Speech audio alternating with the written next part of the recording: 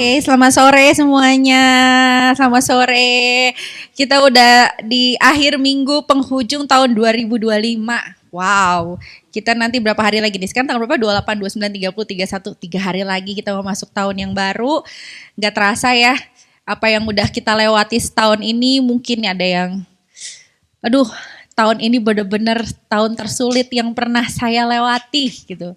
Atau mungkin ini adalah tahun terbaik yang pernah saya lewati. Coba kita lihat setahun ke belakang, ternyata kita boleh tahu bahwa di situ ada penyertaan Tuhan. Makanya saya hari ini kasih judul renungan singkat, saya bilang. Karena ini gak terlalu panjang.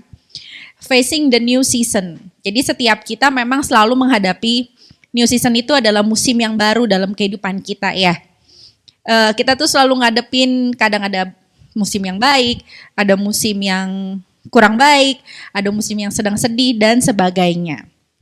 Nah, kenapa facing the new season dan kita mau belajar dari Yusuf hari ini. Yusuf ayahnya, terbalik ya. Yusuf ayahnya Yesus. Kita mau belajar dari Yusuf tentang respon dia menghadapi season-season yang tidak terduga dalam kehidupan Yusuf. Nah, saya mau buka gini. Biasanya kalau akhir tahun itu, ya, orang-orang itu sibuk buat resolusi, iya gak? Apalagi anak muda nih. Resolusi tahun depan, saya mau kurus. Timbangan saya mau turun 10 kilo gitu kan biasanya. Atau kita bikin blueprint. Saya mau ini, mau itu. Atau mungkin untuk para pedagang punya target pasar tahun depan. Saya mau buka toko online gitu. Saya mau buka toko di sini, di sana. Saya udah punya rencangan buat ke depan. Dan lagi ada persiapan untuk hidup supaya kita di tahun depan pengennya jadi lebih baik. Ada yang pengen lebih buruk tahun depan? Ada?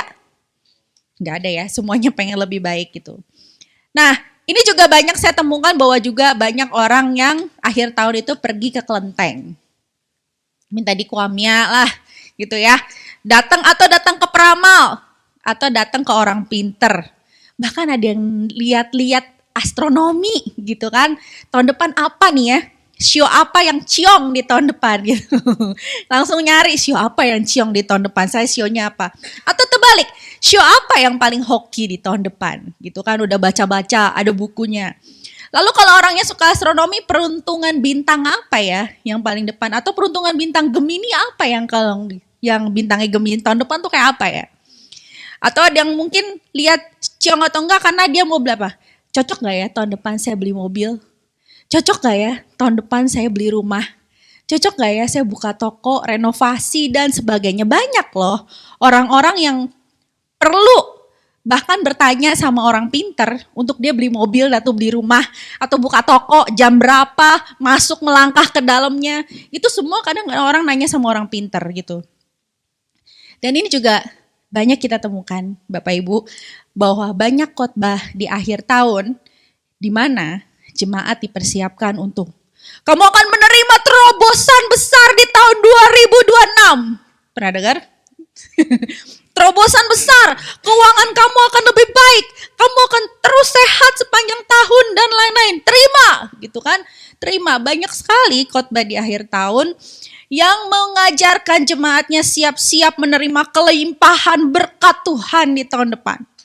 Atau dipersiapkan, kamu akan siap. Tahun depan ada resesi ekonomi, tapi kamu tidak akan pernah jatuh karena Tuhan selalu menopang tangan kamu. Yang lain kena resesi, kamu enggak. Gitu. Banyak khotbah yang seperti ini. Dan orang-orang senang. Siapa yang gak senang? Yang lain kena resesi, dia gak kena resesi. Siapa yang gak senang tahun depan kelimpahan berkat Tuhan? Semuanya dibukakan jalannya. Tapi apakah benar seperti itu Bapak Ibu? Sebenarnya buat apa sih orang-orang mempertanyakan itu? Sebenarnya satu sih. Semua orang mempersiapkan hidupnya dengan lebih baik itu karena mereka takut sesuatu yang buruk terjadi dalam kehidupan mereka. Iya gak? Mereka berusaha memprediksi, mengkontrol kehidupan, mempersiapkan supaya di tahun depan hidup baik-baik saja. Tapi pertanyaannya gini, jemaat yang terkasih, seberapapun kita merasa sudah siap dengan segala, mungkin ada yang nanya ke kelenteng, ada kita berdoa, puasa, apakah itu sudah membuat kita benar-benar merasa aman sepanjang tahun. Siapa sih yang bisa memprediksi dengan akurat apa yang terjadi di masa depan kita? Ada yang bisa? 5 menit atau 2 menit ke depan aja. Ada yang bisa apa yang terjadi di sini? Mau tanya orang pinter, orang gak pinter, mau nanya orang di kelenteng, gak ada yang tahu dengan pasti apa yang terjadi di masa depan kita. Tidak ada satupun kepastian dari manusia yang bisa menjamin masa depan kita akan baik atau nggak baik. Dan tidak ada satupun manusia yang bisa pegang kontrol akan masa depan. Sekalipun di khotbah akhir tahun kamu dibilang kamu menerima terobosan, bukan berarti di tahun depan kamu nggak cenat-cenut. Bukan berarti nggak ada masalah. Nah, hari ini adalah khotbah terakhir di tahun 2025. Kalau dari awal kalau Bapak Ibu mengikuti khotbah series di Desember ini, mendengar awal bulan Bapak Gembala menyampaikan tentang intervensi Allah di dalam kehidupan Maria dan Yusuf. Dan juga kita bagaimana melihat kelahiran Kristus merupakan berita sukacita, namun kalau kita lihat juga di sana ada pengorbanan besar dari Kristus. Ada suffering, penderitaan yang Yesus harus alami untuk kita semua di arti kelahirannya. Nah, hari ini kita mau belajar dari Yusuf bagaimana mereka bisa menghadapi perubahan-perubahan season dalam kehidupan mereka.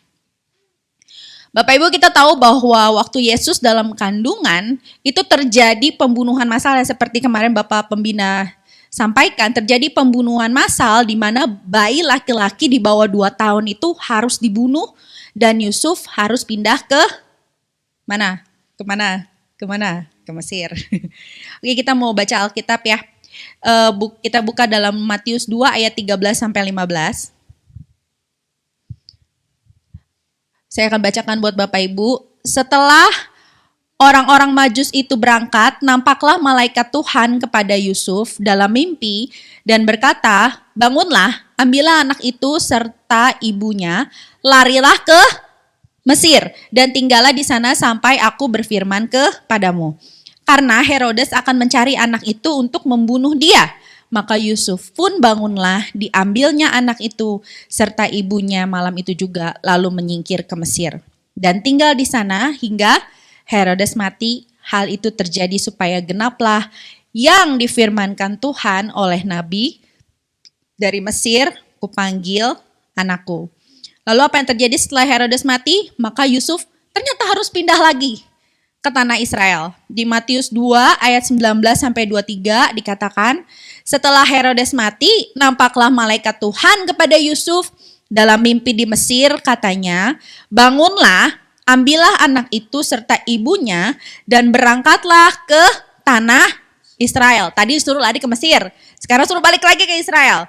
Karena mereka hendak membunuh anak itu. Yang membunuh anak itu sudah mati. Lalu Yusuf pun bangunlah, diambilnya anak itu, yaitu maksudnya Yesus, serta ibunya dan pergi ke tanah Israel. Tetapi setelah didengarnya bahwa Arkelaus menjadi raja di Yudea menggantikan Herodes, ayahnya, ia takut ke sana karena dinasihati dalam mimpi, pergilah Yusuf ke daerah Galilea. Setibanya di sana pun, ia pun tinggal di sebuah kota yang bernama Nazaret. Hal itu terjadi supaya genaplah firman yang disampaikan oleh nabi-nabi bahwa ia akan disebut orang Nazaret. Jadi Bapak Ibu, kita lihat nih perjalanan Yusuf. Di slide saya tulis ya. Perjalanan Yusuf itu perjalanan yang sangat mengejutkan dan unpredictable. Dengan semua intervensi Tuhan. Ya, pertama apa? Tunangannya hamil di luar nikah. Coba di sini yang masih pacaran terus tiba-tiba udah tunangan terus tiba-tiba tunangan bilang, "Saya hamil, Mas." Tapi bukan sama dia. Ini sama Roh Kudus. Nah, ini perjalanan ini adalah kejutan buat Yusuf, luar biasa ya. Ini sih kejutan sih. Terus yang kedua adalah Yusuf harus nikahin. Walaupun dia hamil bukan anaknya Yusuf. Dan dia harus bersama-sama dengan Maria menghadapi dampak dari lingkungan. Iya loh, dia hamil di luar nikah. Bagaimana keadaan sekitar memandang mereka berdua. Lalu yang ketiga apa? Dalam perjalanan ke Bethlehem, Yusuf itu menempuh perjalanan yang tidak mudah. Bahkan sampai di Bethlehem dan Maria melahirkan, Yusuf harus balik lagi mengungsi lagi ke Mesir. Itu juga perjalanan yang sangat tidak mudah. Sudah sampai di Mesir apa? Balik lagi ke tanah Israel. Kira-kira kalau kita ngebayangin dikit ya posisi Yusuf saat itu gimana? Ini gimana ya Tuhan ya? Saya udah dari sini suruh ke sini, dari sini suruh ke sini lagi gitu. Apa sih sebenarnya yang Tuhan mau? Kita secara manusia, Yusuf itu bukan dewa ya. Bapak Ibu, semuanya kita tahu bahwa Yusuf adalah manusia biasa yang mungkin dalam hatinya juga bertanya-tanya, Tuhan, apa ini maksudnya? Kita lihat bahwa hidup Yusuf itu penuh dengan kejutan yang tidak ketebak yang Allah rancangkan dalam hidupnya. Pertanyaan gini, Yusuf tahu gak sih apa yang terjadi ke depannya? Kira-kira Yusuf tahu gak apa yang terjadi dalam hidupnya ke depannya? Gak ada. Lalu mengapa sih Yusuf taat dan berjalan dan nurut aja sama Tuhan?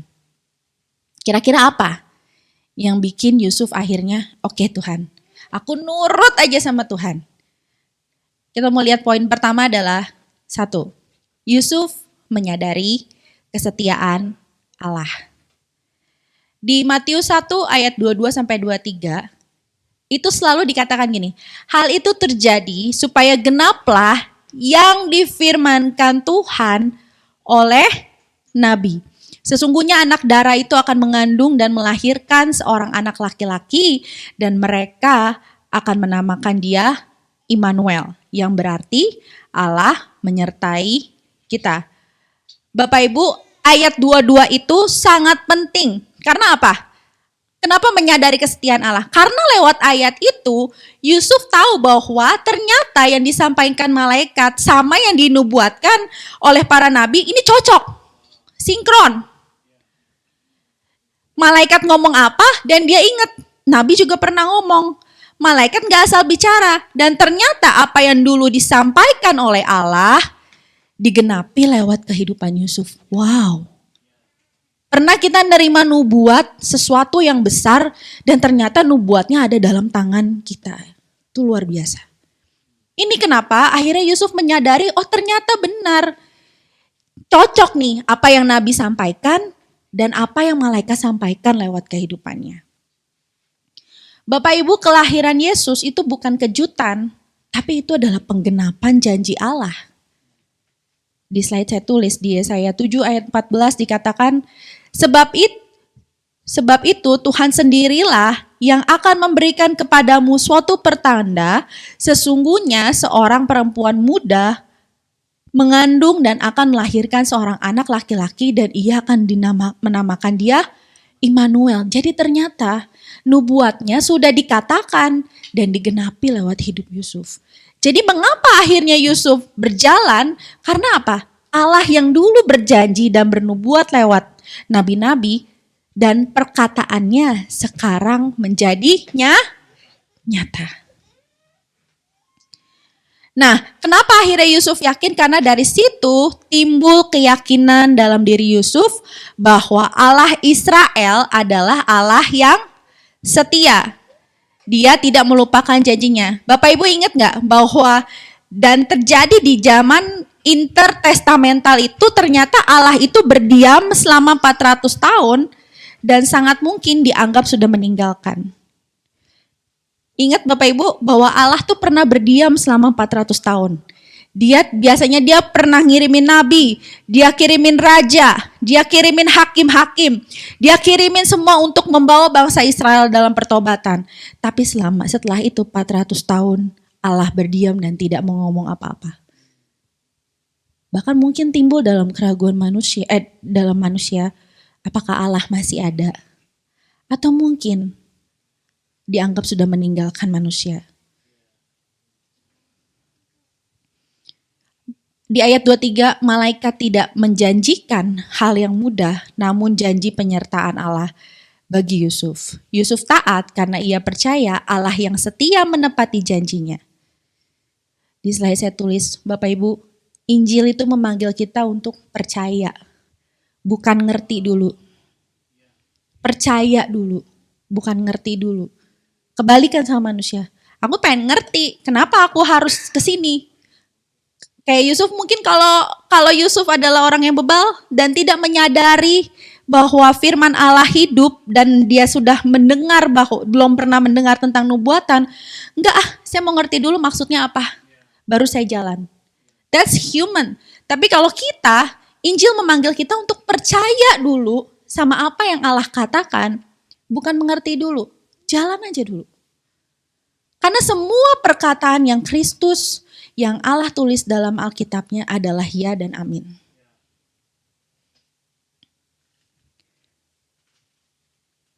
Ada saatnya mungkin kita merasa Allah sedang berdiam Bapak Ibu. Mungkin kita ngerasa selama seperti orang yang dalam jangka 400 tahun Allah seperti tidak bicara apa-apa sama kita di dalam setiap pergumulan kita.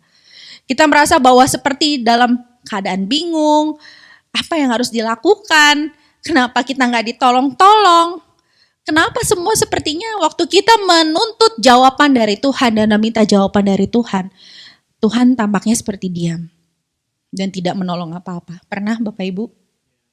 Pernah ngerasa kalau Tuhan tuh kayak ninggalin, pernah ngerasa tuh kayak Tuhan diem aja gitu. Aku tuh udah sulit banget sampai ngerasa aku di titik terendah. Tapi kenapa Tuhan gak ngomong apa-apa sama aku? Pernah ngerasain kayak gitu? Ini selama 400 tahun mungkin kita ngerasa seperti ditinggalkan. Namun hari ini kita belajar bahwa Bapak Ibu, firman-Nya yang tertulis di dalam Alkitab ini adalah ya dan amin. Kita punya Allah yang setia dan ya atas semua perkataannya. Bahkan di saat Allah berdiam selama 400 tahun, ternyata ia sedang merancangkan sesuatu yang besar dalam kehidupan manusia. Selama 400 tahun itu, dia mempersiapkan segala sesuatunya. Dan rancangan terbesarnya adalah Yesus. Di slide saya tulis, kita belajar percaya bukan karena apa yang kita ingin percayai. Banyak yang ingin kita percayai dengan caranya kita. Tapi kita belajar percaya karena kita tahu perkataannya ya dan amin. Dan pasti digenapi dalam kehidupan kita. Meskipun Bapak Ibu, meskipun itu bukan apa yang kita percayai. Meskipun itu bertolak belakang dengan keinginan kita, mungkin bertolak belakang dengan apa yang kita pikirkan dan kita rancangkan, tapi kita belajar percaya bahwa semua ada dalam kedaulatan Tuhan. Kita belajar percaya bahwa perkataannya kalau Tuhan bilang rancanganmu bukan rancanganku, tapi rancanganku itu memberikan masa depan yang penuh harapan. That's it. Tuhan pasti kasih kita rancangan yang penuh dengan harapan. Harapannya harapan siapa pertanyaannya? Harapan Tuhan. Nah, untuk belajar mempercayai itu, kita harus sering-sering mendengar perkataan Kristus. Sering membaca, sering melihat apa sih yang Yesus perkatakan. Jadi kita belajar untuk percaya bukan dari pikiran kita dan kekuatan kita. Kita belajar percaya dari mempelajari apa yang Yesus katakan di dalam firman-Nya. Lalu yang kedua adalah, kenapa Yusuf taat dan berjalan aja menghadapi season barunya?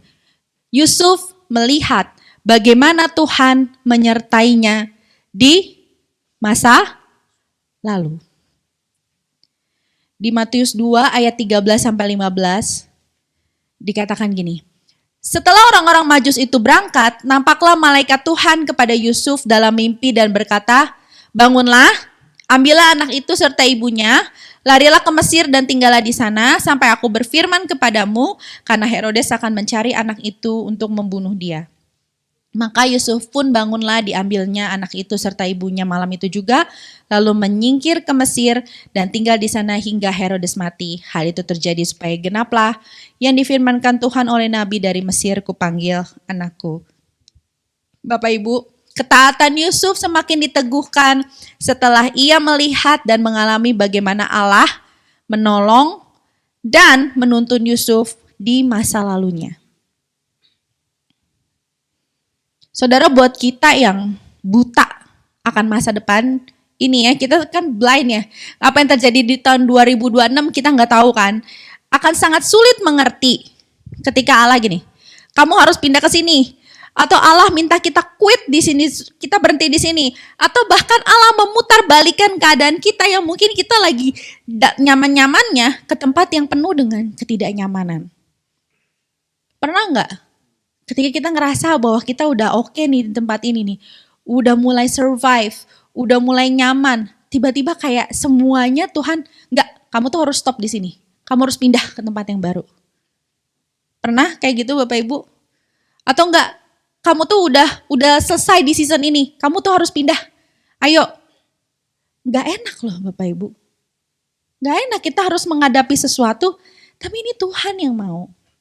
Makanya saya bilang waktu Yusuf disuruh pindah dari Israel, pindah lagi ke Mesir, balik lagi, udah nyaman, tiba-tiba dia harus pindah. Buat kita sebagai manusia itu adalah sesuatu yang sangat gak nyaman. Udah enak di sini. Mungkin dia udah adaptasi sama lingkungan, sama tetangga-tetangganya udah mulai akrab. Tiba-tiba dia harus pindah lagi ke tempat yang lama. Beradaptasi lagi, mulai lagi sesuatu yang baru. Tapi kenapa sih Yusuf tetap taat kepada Tuhan? Karena dia ngeliat bahwa di masa lalu Tuhan menyertainya. Dan dia percaya bahwa kalau Tuhan yang suruh, Tuhan akan sertai juga di tempat yang baru. Kita belajar bahwa mungkin situasi kita akan gak enak. Tapi lihat, kita tuh sebenarnya sedang berprogres dalam waktunya Tuhan Bapak Ibu. Kalau kita pindah ke tempat yang dari yang kita rasa itu comfort zone kita, terus Tuhan paksa kita untuk melakukan sesuatu yang kita gak suka atau tempat yang gak suka, itu kita dalam progresnya dan waktunya Tuhan. Jadi waktu kita seperti dipaksa untuk rendah hati, untuk tunduk, untuk berada dalam situasi yang gak enak, dalam sewaktu-waktu mungkin kita ngerasa kita akan gagal, capek. Kita ngerasa frustasi, gak bisa, gue gak bisa respect sama orang itu. Atau mungkin kita di dalam situasi seperti itu kita ngerasa kesepian. Tapi ketika kita menoleh ke belakang, kita ngelihat, kita lihat jejak perjalanan kita bisa ngelihat bahwa di situ juga ada jejak penyertaan Yesus dalam hidup kita. Di situ ada kedewasaan yang Tuhan kasih. Di situ kita dikasih lihat sama Tuhan sesuatu yang kita sangka kita gak akan pernah survive. Kita sangka kita gak akan pernah lewatin itu dengan baik. Tapi ternyata kita bisa loh loncat ke situ. Kita bisa berjalan sampai di situ. Sekalipun kita sering curiga sama Tuhan, Tuhan kenapa sih aku tuh harus menghadapi hal-hal yang gak enak gini. Atau kita bahkan sering sekali salah ambil keputusan. Tapi kalau kita ngelihat ke belakang, di situ tetap ada tangan Tuhan yang menyertai kita. Dan sekali-sekali Allah tidak akan meninggalkan kita. Jadi Bapak Ibu, kalau hari ini kita mulai ragu akan masa depan kita bisa menoleh ke belakang. Coba ingat-ingat masa lalunya Bapak Ibu. Apa hal yang paling sulit yang pernah kita lewatin di tahun 2025? Coba saya ajak merenung sebentar. Coba kira-kira hal yang paling sulit yang saat itu kita pikir kita gak bisa lewatin, tapi kita bisa lewatin. Coba Bapak Ibu ingat-ingat tuh. Mungkin pada saat itu kita ngerasa kita putus asa. Mungkin saat itu kita ngerasa bisa gak ya Tuhan aku lewatin tahun ini? Bisa gak ya aku lewatin masalah ini? Dan kalau hari ini kita ada di sini Bapak Ibu, itu adalah bukti penyertaan Tuhan dalam kehidupan kita. Sekalipun sulit, sekalipun di masa itu kita ngerasa putus asa, tapi kita tahu bahwa kita bisa lewatin itu bersama dengan Tuhan. Kalau kita belajar untuk percaya sama Tuhan, kita lihat lagi perjalanan masa lalu kita, dan kita lihat tangan Tuhan ada di situ menuntun kita hingga detik ini. Jadi kalau hari ini kita mau masuk tahun 2026 dengan hati yang takut, hati yang gentar, bisa gak saya ngelewatin tahun depan? Yuk sekilas menoleh ke belakang dan percaya bahwa Tuhan ada di sana. Di slide saya tulis, apa sih yang menjadi perenungan terindah kita ketika kita merenungkan perbuatan Yesus. Saya berharap Bapak Ibu bukan cuma sekedar ngelihat apa yang sudah Yesus buat terobosan dalam kehidupan Bapak Ibu. Saya berharap yang Bapak Ibu ingat bukan cuma sekedar Tuhan menolong saya dan pasti akan Tuhan tolong saya tahun depan. Tapi saya mengajak Bapak Ibu untuk mengingat apakah karyanya di salib masih menjadi perenungan terindah bagi kita. Kenapa sih kita harus mengingat kembali salib? Karena Tuhan mungkin hari ini menolong kita dengan cara yang seperti itu. Tapi di tahun depan belum tentu. Dia punya caranya yang lain dan tidak terbatas dan terduga untuk menolong kita.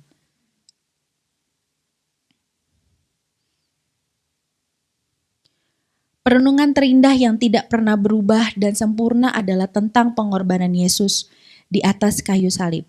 Lebih indah dari semua perbuatan baik yang Yesus lakukan bagi kita. Merenungkan kebaikan-kebaikan Yesus di masa lalu secara jasmani, gak salah. Namun tidak selamanya ia bekerja dengan cara yang sama seperti yang lalu dan pada waktu sama seperti yang lalu. Jadi kita belajar hari ini bahwa memang kita pasti ditolong sama Tuhan. Memang Tuhan pasti menyertai. Tapi hal yang paling dasar buat kita terus merenungkan apa yang Yesus sudah buat dalam kehidupan kita, yaitu apa? Disalib. Kalau kita takut akan masa depan kita lihat salib. Bahwa dirinya sudah diberikan di atas kayu salib, maka dia akan menjamin masa depan kita, Bapak Ibu. Dan ini adalah perenungan terindah yang gak akan pernah berubah dan sempurna, yaitu pengorbanan Kristus di atas kayu salib. Dan itu lebih indah daripada terobosan-terobosan yang Tuhan buat, daripada pertolongan-pertolongan yang Tuhan buat, karena itu udah pasti tanda bahwa Dia mengasihi kita dan menyertai kita. Jadi Bapak Ibu, yang kedua adalah yuk kita belajar melihat, bukan hanya melihat pertolongan Tuhan di masa lalu, tapi melihat karya salib Kristus yang sudah Tuhan lakukan buat setiap kita. Itu jaminan buat setiap kita untuk supaya kita gak ragu untuk masuk di season yang baru dalam kehidupan kita. Yang ketiga adalah Yusuf berjalan dengan orang yang tepat. Kalau diperhatikan Bapak Ibu, ini perjalanan Maria dan Yusuf ini gak ada yang ngerti kondisi mereka. Karena itu supranatural, hamil dari Roh Kudus. Buat orang-orang yang awam itu kayak gak masukkan ke otak gitu ya. Namun ternyata dua orang ini yang paling mengerti apa yang Tuhan kerjakan dalam kehidupan mereka. Dua orang ini dikaruniai dan bersehati memampukan mereka untuk terus melangkah bersama, yaitu sahabat perjalanan itu. Yusuf dapat partner Maria dapat partner Yusuf, tuh mereka akhirnya mengerti apa yang Tuhan rancangkan dan Tuhan satukan mereka di dalam rancangan Tuhan itu dan mereka berjalan. Bapak Ibu, kadang Tuhan mengirim orang-orang yang ada di lingkungan kita, baik itu pasangan kita saat ini, yang paling dekat pasangan kita ya, terus keluarga rohani, untuk menolong kita melihat, memperjelas Kristus dalam kehidupan kita. Dan saya mau bilang ini, istri suami Anda gak selalu ideal. Istri atau suami Anda atau orang-orang sekitar Anda kadang suka menyakitkan dan bikin capek. Tapi percayalah, mereka adalah orang-orang yang Tuhan percayakan dalam hidup kita untuk berjalan bersama dengan kita dalam kasih Tuhan. Di situ ada konfrontasi, di situ mungkin ada sering berdebat, mungkin di situ ada hal-hal yang tidak ideal. Mungkin kita pernah tidak sepaham, tidak sehati, tidak selalu sepikir. Tapi di situ adalah proses Tuhan di mana kita saling ditajamkan dan akhirnya kita mengerti apa yang Tuhan singkapkan dan Tuhan mau dalam kehidupan kita berdua sebagai pasangan dan orang-orang di keluarga kita. Dan bukan hanya di situ, kita pun, Bapak Ibu, kita pun adalah orang dipercayakan Tuhan dalam mendampingi mereka. Jadi jangan ngelihat ke sebelahnya dulu, ngelihat ke kitanya juga. Kita juga adalah orang-orang yang dipercayakan untuk mendampingi mereka. Kita pun Tuhan pakai untuk memperjelas Kristus dalam kehidupan mereka. Pertanyaannya, apakah kita sudah memperjelas Kristus dalam kehidupan pasangan kita, dalam kehidupan keluarga kita dan orang sekitar kita. Udah belum Kristus nyata dalam kehidupan kita? Relasi yang bukan hanya seputar di permukaan, tetapi sama-sama menyadari bahwa ada God's big plan yang disusuri sama-sama dalam tuntunannya. Jadi bukan cuma sekedar kamu nikah, saya jatuh cinta sama kamu, kita nikah yuk. Udah. Ada rencana besar Tuhan loh, yang Tuhan sediakan buat setiap pasangan, untuk orang tua dan anak yang dipercayakan, untuk orang-orang sekitar yang Tuhan kirimkan, bahkan untuk orang-orang di kantor kita, orang-orang di sekitar kita, di tempat kerja kita, atau orang-orang yang sekedar kita gak sengaja ketemu, itu juga ada dalam rancangan Tuhan yang kita gak pikir bahwa Tuhan pakai mereka untuk membentuk kita. Dan Tuhan pakai kita untuk membentuk mereka. Yusuf dibentuk oleh Maria, Maria dibentuk oleh Yusuf. Mereka adalah partner terbaik. Dan puji Tuhannya, mereka sadar rencana besar Tuhan dalam kehidupan mereka. Jadi untuk para pasangan suami istri, sadar gak? Kalian itu berjalan dalam rancangan besar Tuhan, bukan rancangan besar suami istri doang yang bikin plan ke depan mau kayak apa. Tapi ada rancangan besar Tuhan, dan kalian sedang berjalan di dalamnya. Untuk teman-teman rohani, teman-teman pelayanan, keluarga, semuanya ada dalam rencana besar Kristus. Yaitu apa? Memperjelas Kristus dalam kehidupan setiap orang. Lewat apa? Lewat masalah, lewat apapun yang Tuhan percayakan, lewat konflik kadang. Itu pun memperjelas Kristus.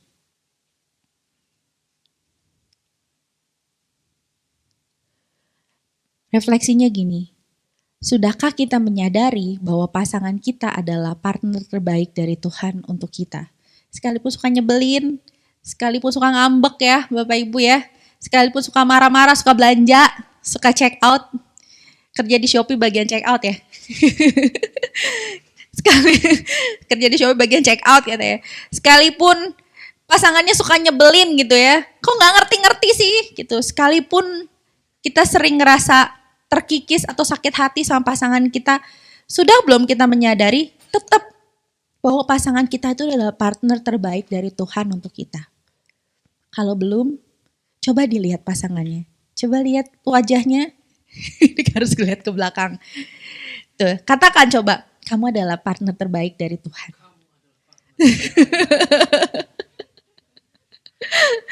Jauh, kejadiannya jauh ya ke asingnya.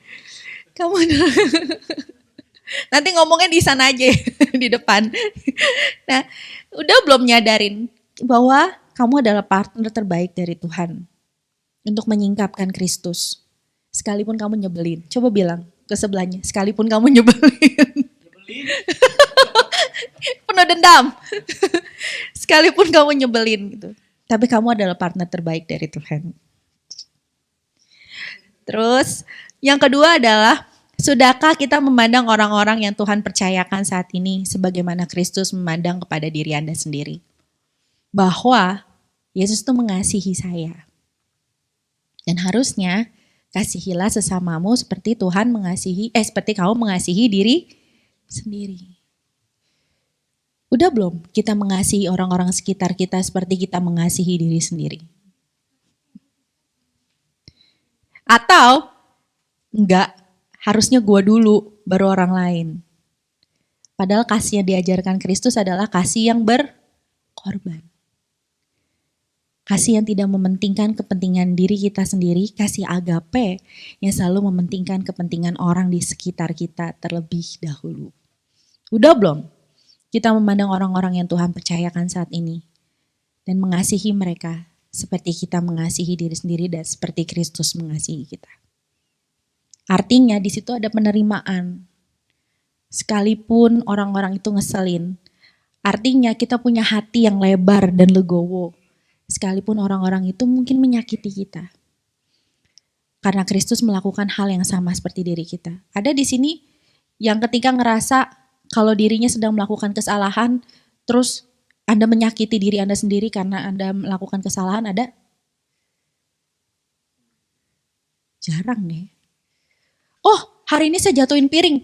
Saya ambil pecahan piringnya, saya sakitin diri saya sendiri karena saya habis pecahin piring. Ada yang kayak gitu? Tapi kalau ada orang yang mecahin piring, biasanya kita lebih marah daripada ke diri kita sendiri. Iya enggak? Karena kita belajar bahwa kita utama terlebih dahulu daripada orang lain. Dan kita lupa bahwa yang harusnya kita utamakan terlebih dahulu adalah orang-orang di sekitar kita. Lalu yang ketiga, sudahkah kita menjadi partner, teman terbaik yang menyadari bahwa kita sama-sama berjalan dalam rencana Tuhan. Nah, untuk ini kita harus belajar dulu percaya bahwa kita ada dalam rencana Tuhan. Dan kita sama-sama berjalan dalam rencana Tuhan. Udah belum Bapak Ibu 3 refleksi ini menyadarkan kita? Yuk kita belajar dari Kristus. Yuk kita belajar dari permasalahan hidup kita. Yuk kita ngelihat sekitar kita. Apakah kita sudah memperjelas Kristus dan mengasihi seperti Kristus mengasihi jemaatnya? Saya tahu ini gak gampang, buat saya ini ngomong juga gak gampang. Karena ada sesuatu yang sulit untuk mengutamakan orang lain, untuk menerima kesalahan orang lain, untuk belajar menerima, mengampuni, mengasihi sebagaimana Kristus mengasihi kita. Itu memang tidak mudah. Tapi saya percaya yang menguatkan kita itu bukan diri kita sendiri, tapi siapa? Kristus. Kristus yang berjalan dengan kita. Lalu kita lihat pandangan Injil. Apa yang Injil katakan tentang masa depan kita? Bapak Ibu disalib, kita punya jaminan akan masa depan. Bahwa Ia Allah yang setia dan mengasihi kita, jika nyawanya saja Ia relakan, makanya harusnya kita percaya bahwa Ia pun yang memegang masa depan kita. Saya undang pemain musik. Kalau Bapak Ibu ngerasa di tahun depan ngerasa takut, gentar, saya gak punya pegangan apa-apa Tuhan. Saya gak tahu nasib saya gimana. Saya gak tahu saya bakal sakit apa. Saya gak tahu usaha saya kan masih bisa berdiri atau enggak. Saya gak tahu anak-anak saya nasibnya di masa depan seperti apa. Bapak Ibu kita punya jaminan akan masa depan yaitu salib Kristus. Dan itu adalah cukup bahwa Ia Allah yang setia dan mengasihi kita. Kalau kita khawatir akan masa depan kita, yuk kita lihat bahwa nyawanya aja diberikan buat setiap kita. Masa dia gak pegang masa depan kita Bapak Ibu? Yuk kita percaya, jangan ngerti dulu kalau Tuhan suruh kamu dari tempat A ke B. Boleh bertanya gak apa-apa, gak masalah, tanya aja sama Tuhan. Tapi belajar untuk percaya dan ikut. Karena di situ adalah Tuhan siapkan dan mendewasakan kita. Di slide saya juga tulis, waktu kita melihat ke belakang, kita boleh melihat bahwa janjinya Kristus tidak pernah gagal. Apa yang gagal menurut kita, tapi rancangan Tuhan gak pernah gagal buat kita. Waktu kita ngelihat ke belakang, kita bisa melihat bahwa janji gak pernah gagal. Dan waktu kita ngelihat ke depan, kita gak usah takut, karena bukti kasih terbesar sudah kita terima. Ketika hidup kita penuh dengan gejolak, kita belajar percaya bahwa Tuhan yang menebus masa lalu, serta kegagalan-kegagalan kita, serta mendampingi kita. Maka kita tahu, sekalipun nanti gejolak pasti ada, kita akan merasa aman di dalam tangan Tuhan. Gak ada yang bisa jamin tahun depan akan lebih baik. Gak ada yang bisa jamin hidup kita akan baik-baik saja. Gak ada yang bisa jamin bahwa kehidupan kita akan mulus-mulus aja. Tapi ini loh jaminan kita sebagai orang yang percaya pada Tuhan, yaitu salib Kristus. Itu adalah fondasi paling dasar dan kuat buat kita berpegang dan gak takut masuk season yang baru dalam kehidupan kita. Sekalipun gak enak, sekalipun kita dipaksa, sekalipun kita kayak ditusuk-tusuk dan rasanya gak nyaman. Tapi kita punya jaminan yaitu salib Kristus. Bapak Ibu, waktu kita lihat ke depan kita gak takut karena bukti kasih terbesar kita sudah kita terima. Kita boleh lihat bahwa Yusuf itu gak lihat karya salib Kristus. Yusuf tuh gak ngelihat kematian Kristus. Namun kita nih yang di sini yang udah mendengar dan percaya bahwa Kristus sudah mengorbankan dirinya untuk kita. Dan itu harusnya benar-benar jadi pegangan fondasi yang paling kuat buat setiap kita. Bahwa di masa lalu, di saat ini, dan di masa depan, kita aman dalam tangan Tuhan. Bapak Ibu, di tengah ketidakstabilan hidup kita, di slide saya tulis, Kristus adalah jangkar iman kita. Kita berpegang, kita gak takut di tahun depan. Bukan hanya kita karena berusaha gak takut, tapi kita punya pegangan yang pasti di dalam Kristus. Bukti kasih terbesar Kristus membuktikan bahwa Dia pegang kendali atas kehidupan kita. Jadi jangan takut Bapak Ibu untuk menghadapi season-season yang gak terduga, kejutan-kejutan di tahun depan. Masalah yang datang kita gak tahu apa yang terjadi, jangan takut. Jangan gentar, hadapi bersama dengan Kristus. Kemenangan yang Tuhan kasih itu bukan versinya kita. Kemenangan yang Tuhan kasih itu mendewasakan kita. Membawa kita untuk melihat, memperjelas Kristus. Bukan hanya memberi kemenangan dan kita dalam melewati masalah, tapi mendewasakan kita dalam perjalanan iman kita. Jadi kita bukan orang-orang yang cuma nunggu, kita ngangkat tangan, nunggu supaya Tuhan turun tangan, enggak. Tapi kita belajar berproses. Ketika masalah itu ada, kita melihat Kristus dan kita menjadi dewasa dan percaya. Dan melihat kembali kepada janjinya yang ya dan amin. Jadi siap untuk menghadapi tahun 2026 Bapak Ibu, yang siap boleh angkat tangan. Puji Tuhan.